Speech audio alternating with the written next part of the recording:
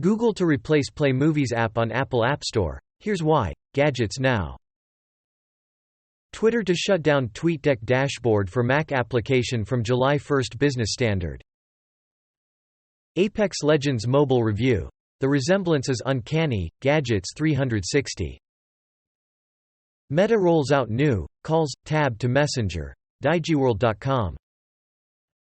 Apple shifts iPad assembly to Vietnam amid COVID lockdowns in China. Fierce Electronics. Amazon customers can't buy books on Kindle app for Android anymore. CNET.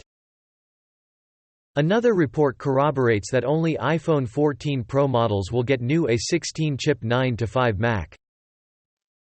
Former OpenSea product manager arrested and charged in alleged NFT insider trading scheme. Gizmodo. French institution bans English words like esports and streaming. Kotaku. Urbanized. Daily Hive. Urbanized.